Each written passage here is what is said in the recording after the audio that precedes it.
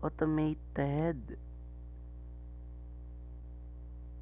individual learners record. Ayan, pang junior high po ito. Open natin yung file. Kung mapapansin nyo, meron na tayong template. Pag pinrint po natin yan, ganito yung lalabas. Sukat na siya sa isang one whole index card. Mas maganda kung ang index card nyo ay plain. Pwede rin naman siya sa letter na papel. Depende po yun sa gusto nyo. Once na ma-print nyo yung front, ready na rin po yung back. So, paano papalitan yung pangalan?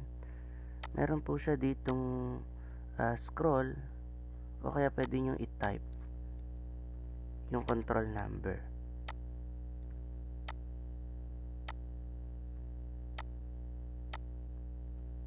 Ayan, once na ano po yan, magpapalit na siya ng pangalan para print ka na lang ng print. Ngayon, dito yung data entry natin, dito natin ilalagay lahat ng pangalan ng estudyante. At yung section, automatic na rin po magpapalit yan once na i-edit po natin yung data entry. Then dito sa sa gilid yung ating subject area. Ayan, halimbawa science. Automatic na po yan magpapalit. Ayan, dito.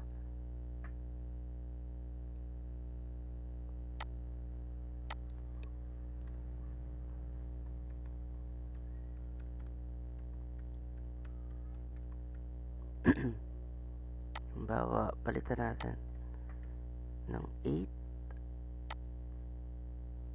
Play ito. Automatic na po yan magpapalit dito sa kabila. Ayan. Ganyan po siya, no? Madali lang po siyang gamitin. At least, automatic na lahat pag print mo.